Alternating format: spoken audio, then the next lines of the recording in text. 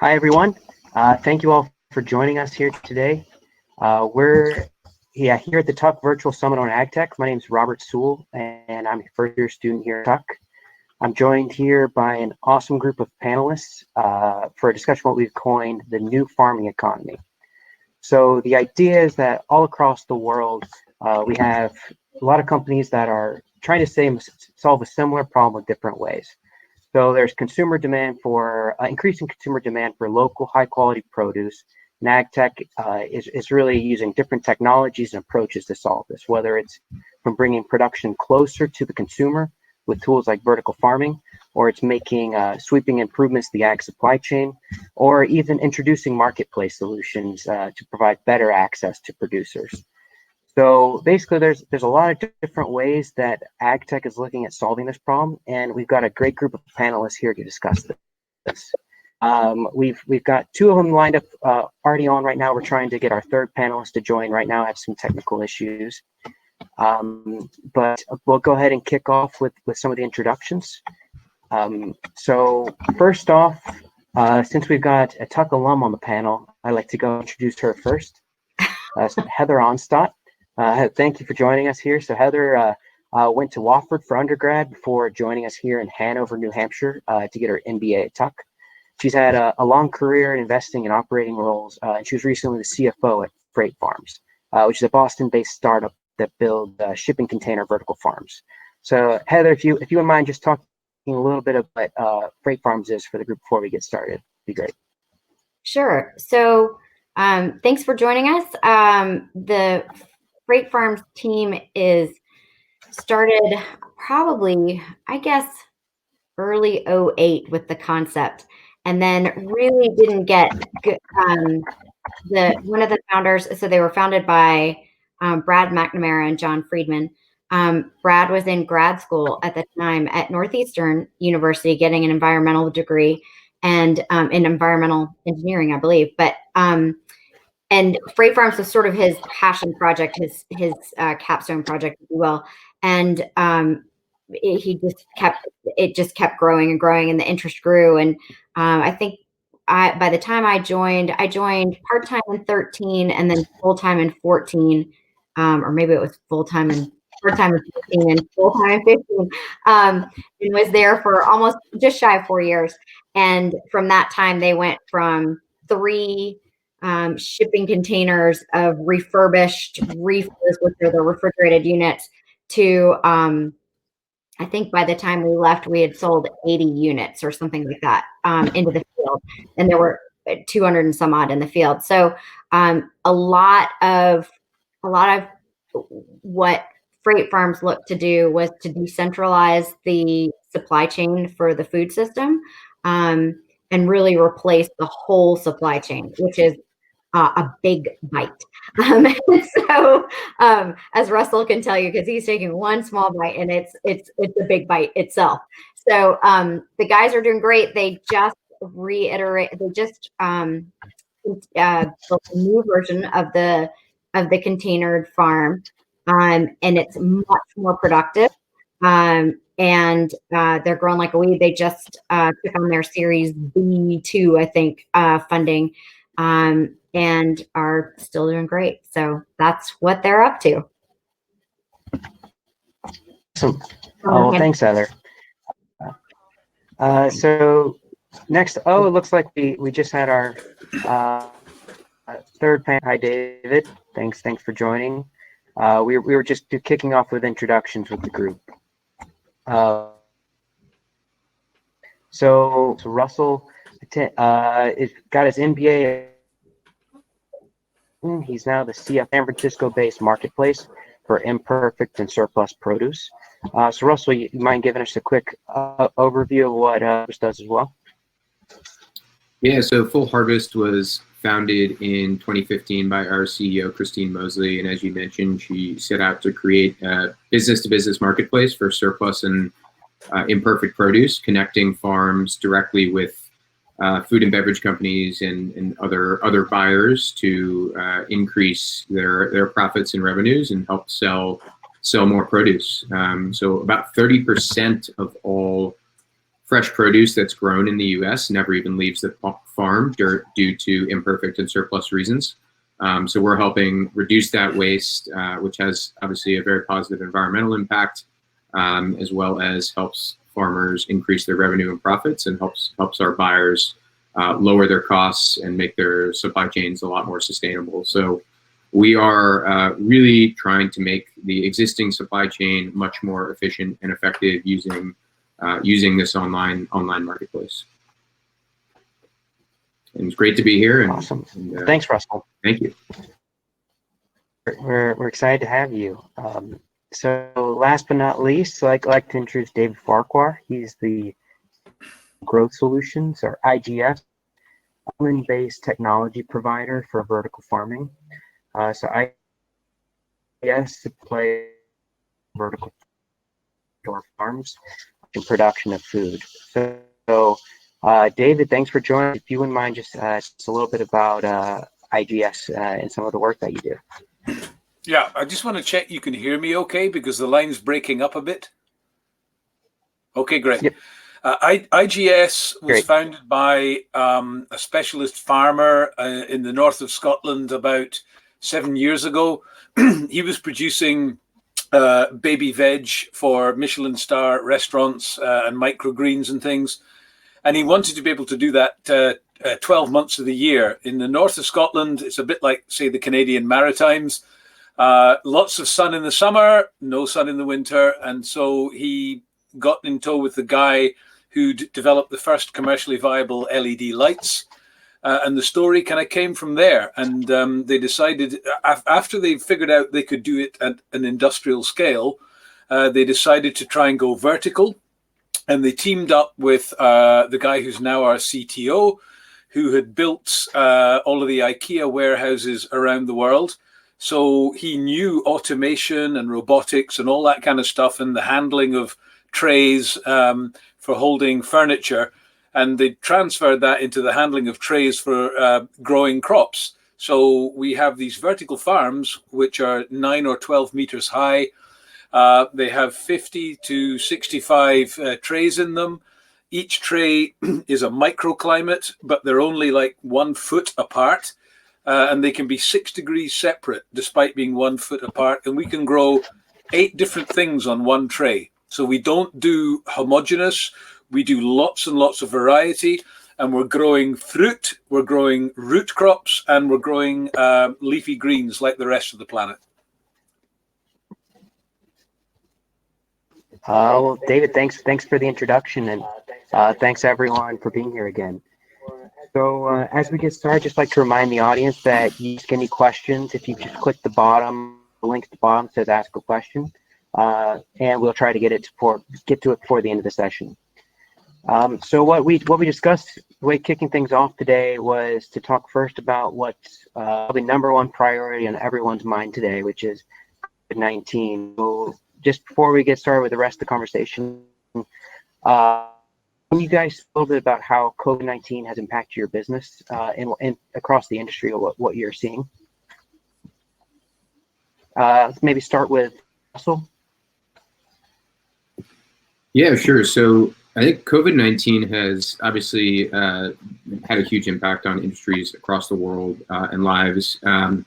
In ag, I think it's really highlighted the challenge of connecting supply with demand in times of crisis or in times of disruption to the supply chain. And what you're seeing is that while the demand for food still remains, the demand is coming from different places. So food service and restaurants and things like that have reduced demand, but consumers still ultimately need food, and figuring out ways to get, particularly in our case, produce from farms to the end consumers in a different way is a huge challenge for the existing supply chain, and the supply chain can't kind of turn on a dime to do that really effectively today. So at Full Harvest, we're working really hard to help solve that problem. It's what we were ultimately started to do. And while we obviously didn't start knowing that something like COVID-19 would happen,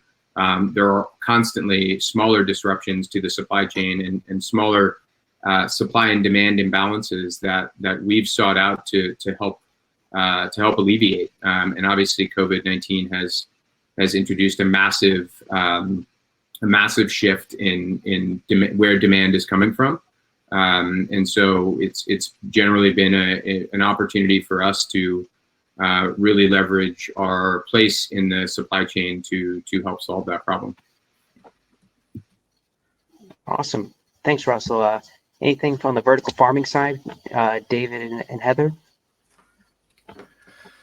Yeah, we've seen a huge uptick in demand. We're working globally, so we're working with governments around the world, and many of them had begun to think about sustainable national food security strategies, some more advanced than others, as you can imagine. So if you have somewhere like Singapore, space is at a premium. If you have a place like the United Arab Emirates, the fact that it's mostly desert is a challenge. If you have a place like the UK, we've just done Brexit, or we're doing Brexit. We've now got the coronavirus on top of that. So for me, one of the things you learn is that there isn't a single global issue here, and there isn't actually a single global food supply chain. Things are actually quite regionalized.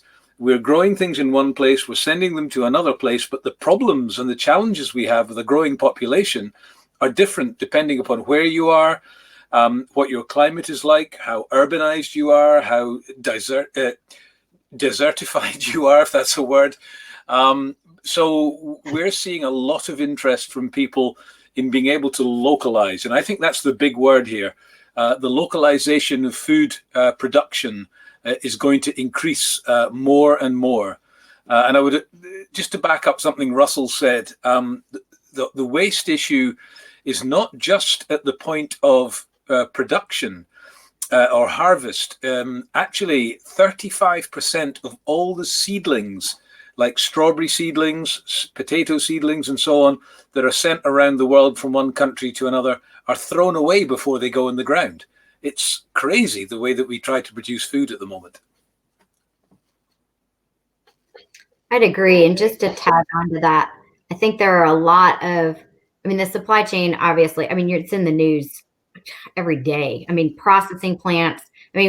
Just to take a step back, I just kind of sketched out for people that are not as familiar with the agricultural supply chain. In a big picture world, you've got seeds, you've got growing, you've got harvest, you've got packaging and processing, you've got distribution, B2B distribution. So from the farm ultimately to the destination where it's sold from. And then you've got a B2C, which is the business to consumer. Sometimes there's another B2B in there, which is the business to restaurant and then restaurant to consumer. And that is completely gone. So just when you take into into account all of the pieces of that supply chain and where all it can break. And to David's point, that it's now spread globally with different issues in different places. Vertical farming is the tiniest piece of the tiniest portions of those spaces. And yes, interest has increased, dozens fold, hundreds fold, but at the same time, we can't turn it on a dime. And so, you can't ramp up manufacturing when right now in Massachusetts, manufacturing is not an essential business. And so it's exposing both breaks in the current supply chain, and it's introducing issues in supply chain that comes from before the supply chain even gets there. I know I went to go, I live here in New Hampshire, and went to go order my sugar snap pea seeds the other day, and I couldn't get them. And I was like, wait, what? And it turns out everybody's growing a victory garden. Yeah. And so I thought, wait, hold on a second. I've been doing this for years. And so I think those are the things that are coming to the forefront and I think the sort of the mass market is now becoming much more aware of what all goes into our food systems. And I think we'll see a bump now, but I think that kind of like economics, 102 or whatever, where you had an increase in supply for your products, but now you're going to see a fundamental shift in the supply or in demand. And that fundamental shift is really going to change how we think about the marketplace today. Yeah. Thanks, everyone. Yeah.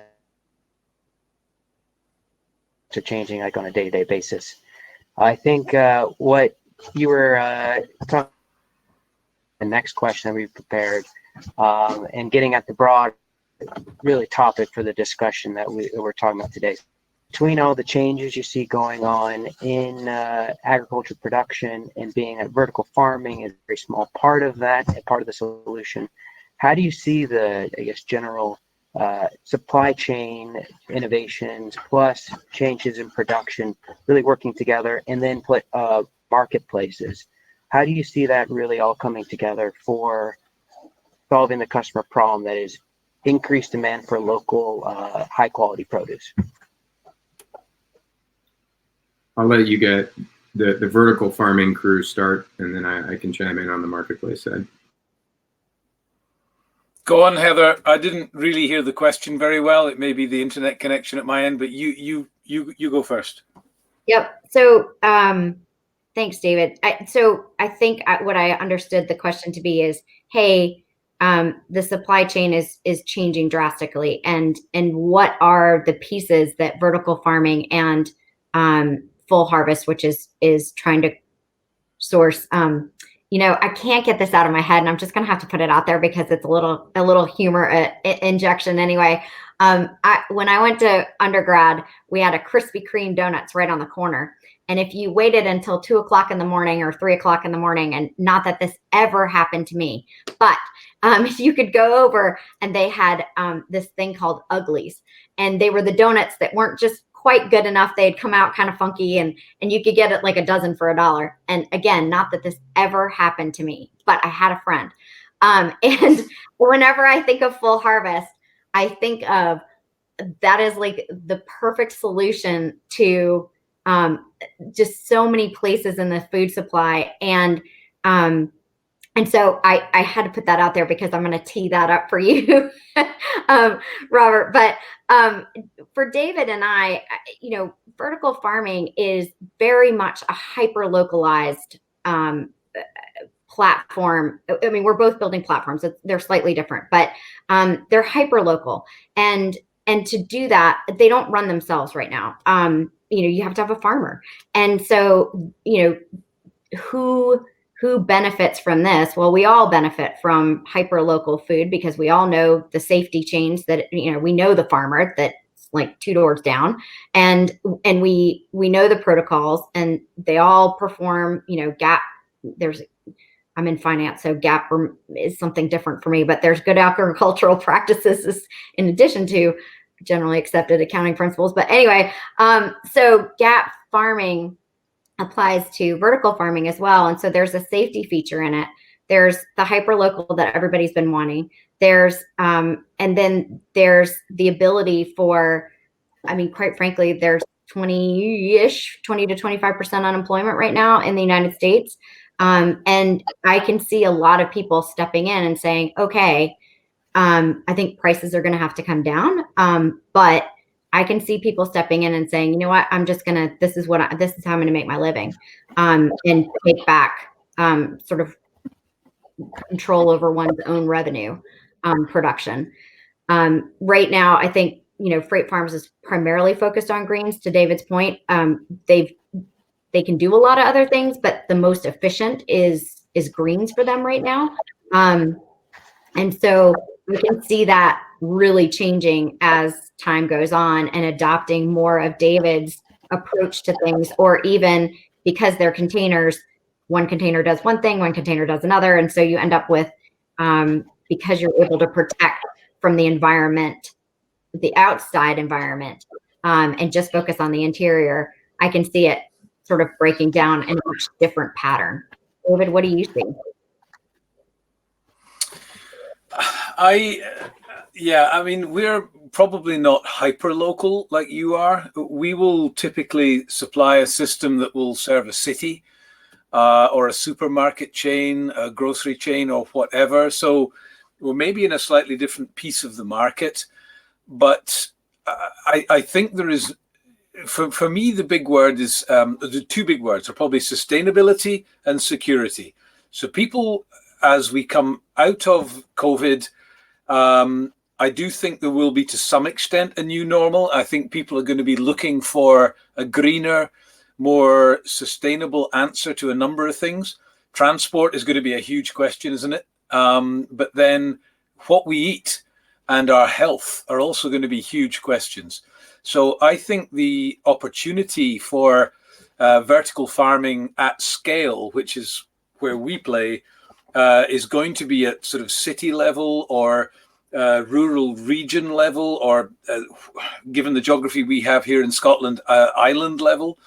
And I think we're going to have like community or regional sort of vertical farms, and they'll be able to supply a range of different types of customer. You're talking about food service, you're talking about hospitality and tourism, you're talking about artisan food producers, or maybe industrial scale food producers. You're talking about hospitals, schools, and all these kind of things. And then feeding in on the consumer side, right into the grocers and the retailers. So I think that what will change will be the shape and the length of the supply chains. Why should I buy a plastic tray covered with film that has blueberries that were grown in Peru on the other side of the planet? That's nuts. That's the kind of stuff that's got to stop. Either we go back to seasonality, a real seasonality, like some of the best restaurants did, or we grow it locally in an indoor environment, in a way that is carbon neutral. We don't have any emissions and no pesticides and all that kind of stuff. That's what we should be aiming for, and it should be healthy and it should be tasty. Great. Thanks, David. So obviously, full harvest. Sorry. Go ahead. Yeah, I was just going to add that full harvest obviously is not in the vertical farming space, but the way that I see in the long term kind of the symbiosis between vertical farming and a marketplace like full harvest is that over time, as vertical farming becomes a bigger and bigger part of the supply side, farmers are going to have to adjust their practices. They're going to have to find new outlets for their food, and they're going to have to be very, very nimble in who they sell to, how they sell their produce. And I think in the very long term, full harvest will be there to be that really cost effective. For us, it's essentially free solution to help find new buyers and help them move their produce in new ways. If they, for example, vertical farming disrupts their retail, their supermarket buyers, which currently buy from farms. If vertical farming takes a part of that market, some of those farmers are going to have to adjust who they sell to, and have an efficient and effective way to do so. So I think that's how, in the long term, one of the big ways that kind of vertical farming and a more efficient supply chain for the existing farmers works together. I totally agree. And just to add one thing onto that is there's a company in New York that I've been chatting with, a company called Smallhold. They do mushrooms, and Robert and Russell, that is exactly what they just had to do that. And probably 80% of their market was to restaurants, and New York City, obviously, I mean, everybody knows. And so they had to pivot and go direct to consumer, and they've had a great success with that. But I have to think that if a full harvest was there in New York City, already in place with a marketplace right there where they could just pivot right into that, they could probably have sales 3x what they're doing, and they're doing great. And so I totally agree. You're spot on. I think you're spot on. For the record. So I guess building off what you guys have been talking about, what do you, and David, you're talking about the world where you're not buying from Peru to service down the street. And Russell, you're talking about a world where they're working together. What do you see, I guess, on the vertical farming side and on the marketplace side to be the real the critical drivers of growth to really take these technologies to the next level, whether it's on the cost structure, customer adoption? I'd love to hear your thoughts about that.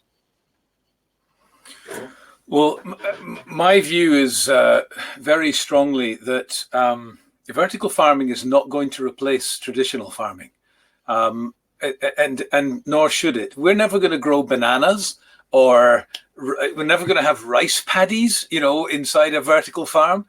So I think that the opportunities here, and one thing to be clear about the IGS business model is that we have a covenant with the market that we will never, ever grow anything for commercial sale. We are a technology vendor. So our job is to provide real farmers with just a better set of tools that can do more things and grow a wider range of crops at an economically competitive level. I think that the things we will bring to farmers will be, number one, diversification opportunities. So around the world, the current generation of farmers is scratching its head as to how it keeps the next generation on the farm. Farming is getting tougher and tougher, and especially where you have smaller farms, trying to keep the kids on the farm and hand it on to the next generation is becoming, I think, more and more difficult. I live in a farming community in just on the edge of the Highlands in Scotland, and I can tell you from our friends that it is a challenge. So being able to diversify and do something different, if you have a sheep flock and you're growing for the lamb market, and maybe you also have some fields in which you're producing hay or straw for sale. If you could build a small vertical farm and also grow salads for the local community, that's a great way to diversify your operation. And the other thing goes back to something I said earlier. This is about the whole seedling market. So if you're a strawberry producer or you're a broccoli producer, you are looking for a much, much more economically efficient and environmentally sound way of growing those small starter plants instead of importing them from, in our case, mainland Europe or North Africa. And so if you can do that and you can reduce I think it's 12 million pounds the UK strawberry industry wastes on plants they throw away before they get put in the soil. It's crazy. So if we can help with that and we can help real farmers, then I think that's a role for vertical farming.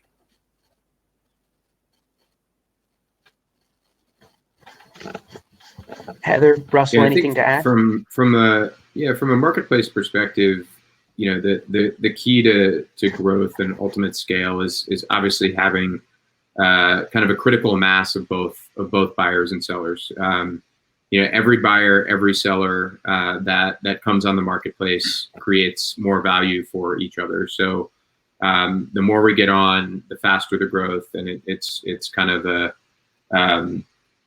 a flywheel at a certain point once you get to that critical mass. So building that, obviously, there's a ton of ways to do that, and sales, marketing, etc. Obviously the other key thing is actual adoption and getting the buyers and the sellers to really leverage the technology so they can do their jobs more efficiently, and convincing them of that. And not surprisingly, in the ag world, that can be challenging at times. Getting them to use a new platform, adopt a new way of kind of going about their day and doing business can certainly be a challenge. But when you have the additional value prop for the farmers of additional revenue, additional profits, most of these businesses, most of these farms are operating on razor thin margins. So to be able to offer them that increase in revenue and profit is really, really powerful, and typically will help convince them that tweaking their behavior and using the platform is more than worth it. And similarly on the demand side, the ability to save money, the ability to make their supply chain more sustainable, and the ability to, and then ultimately convincing them that by using the marketplace, they can do all that in a more efficient way than what they've been doing traditionally in terms of leveraging the existing supply chain of brokers and distributors, et cetera. So obviously getting to critical mass is key to any marketplace, and then technology adoption in the ag world is can be a challenge, but one that we feel like we've overcome to a certain extent already, and will continue to do. And just building off your point just now, Russell, I curious about what the adoption has been so far for Full Harvest. Where have you seen the most demand? Like on which side of the marketplace? Yeah, I think on the farm, the supply side with the farmers, the additional revenue and profits is a no-brainer. They see that they are wasting, depending on the crop, anywhere from 10 to 40, 50%. And it doesn't typically take that much to convince farmers that there's a real value proposition there, because it's simply a way to sell produce that they often otherwise wouldn't be selling, and do so in an efficient way. So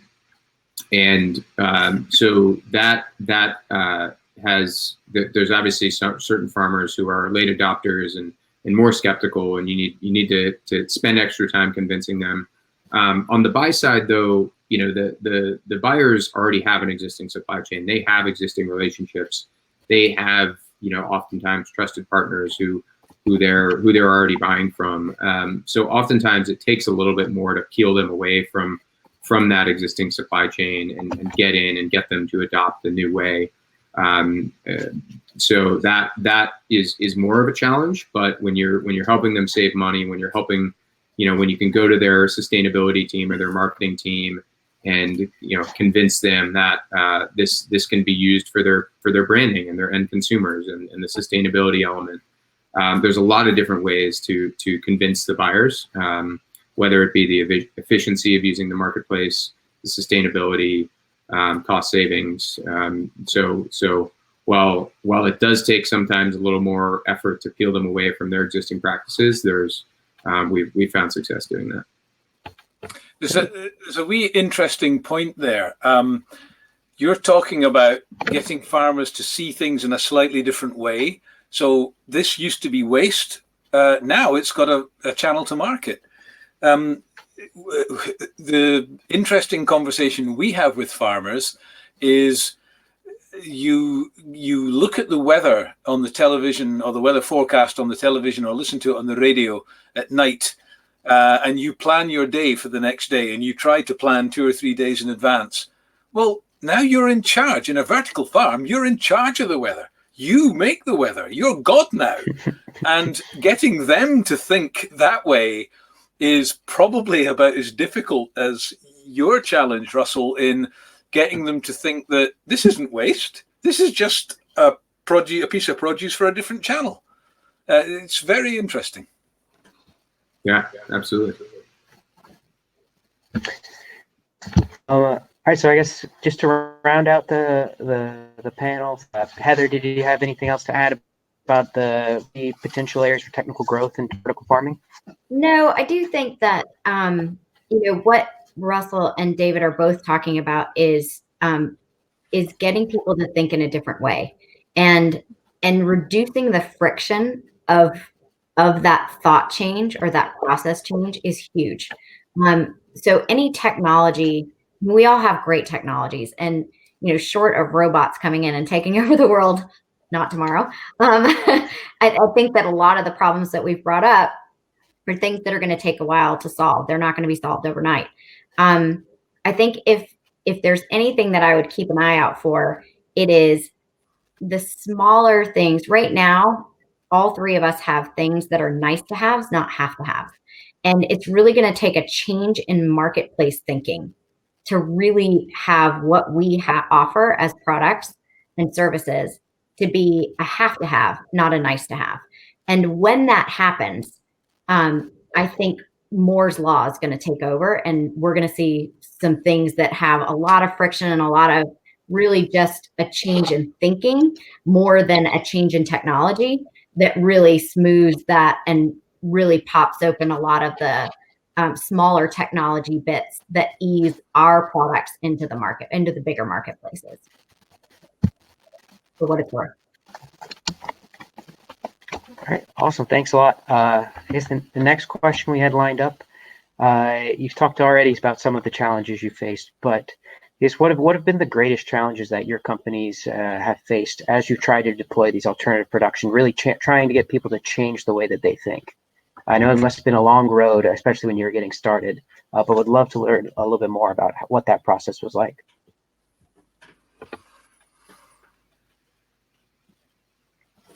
Well, okay. No one else is saying anything. Our business is 7 years old, and as I said earlier, it was started by a farmer. So we actually came from a known issue, and over the years, what's developed. I mean, I took the business over 2.5 years ago, and what's become clear to me is that we definitely have. We all know we have climate change. We have this hugely growing population. We have a loss of arable land. We have urbanization, and all these things build on one another. So wherever you are in the world, you probably have a subset of a dozen big issues that impact you. There may be 3 or 4 or 5 or 6 that impact where you are, but you have them. We are now, I think we're sort of over the hump. We are seeing more demand than we can cope with. And, I think I signed 10 NDAs today with people who are looking to set up vertical farms. And they were from all points of the globe. Not Antarctica yet, but we'll get there. So I think that at our scale, at the sort of urban scale, the slightly larger than hyper-local scale, I do believe that the global food supply chain has got there, and it's realized that it's going to have to find sources of produce locally and sustainably that are going to be much more secure and much more reliable. So I have a very optimistic view because the orders that we have coming in, the plants we're now building, tell me that the tide is turning. And I would give a lot of confidence to my colleagues on this call that I think both of their businesses will do the same thing. I think for Full Harvest, obviously, you've shared some of the challenges. I think another challenge for any startup that's trying to kind of change and disrupt, for lack of a better word, a pretty old school industry. I think it's finding the right combination of people that bring both experiences from within the industry, but also a fresh perspective and experiences from other high growth startups, and finding those folks that have experience in agriculture, but are a great fit for a small scrappy startup can be a challenge. But we've built a great team, and many of them come from ag, and then simultaneously putting around that folks that don't come from ag and come from other industries, maybe other tech marketplaces or other things like that. And finding that right combination of people and at the right time to build the business can be a challenge. I think we've done a good job of it, but it's been a challenge along the way. Yeah, definitely. I think our biggest challenge at the beginning was really being able to, because I think Freight Farms was one of the earlier side of ag tech. So ag tech didn't even exist. and Freight Farms came along and we were like, so we've got this great idea. And so not only did you have to explain what you were going to do, but you also had to explain why it was needed. And then you also had to then go out and build it with people that are, to Russell's point, in very old industries. I mean, agriculture is not something that's a Johnny come lately. And if you really want to talk to a farmer about like technology, and David probably knows this in spades. I mean, I remember going out and talking to people, and they would give me this side eye and just be like, "All right, little lady, you just take your little honey and you just keep on going." And I mean, and I understood, because of course you're talking dream scenarios. And so I think what Freight Farms it really struggled with at the beginning was not only explaining the vision to the people that it was going to benefit, but also then going out and raising funds from venture capitalists who are not known for patience. And we got lucky, and we got a couple guys that were either really brave or really stupid, and I'm still wondering some of them. It's not a fast-paced play. And so, Full Harvest, you said you've been around since 15. That's 5 years. David, you've been around for a while. Freight Farms has been around for now coming up on 7 years. And that's a long time for a venture capitalist investor to expect a return, a financial return. So I think that's probably been a big challenge for all of us. And maybe I'm the only one who's going to go on record for it.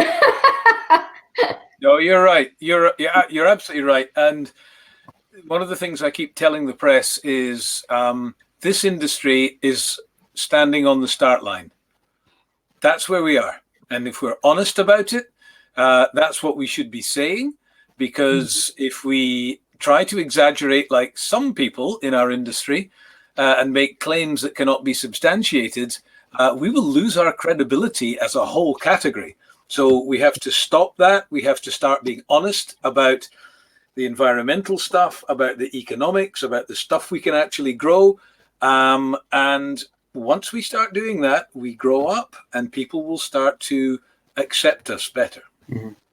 All right. Awesome. Well, thanks so much, everyone. I think we're actually wrapping up. We got another great panel coming up in a sec. But first off, Heather, Russell, David, thanks so much for your time today. This was an awesome session.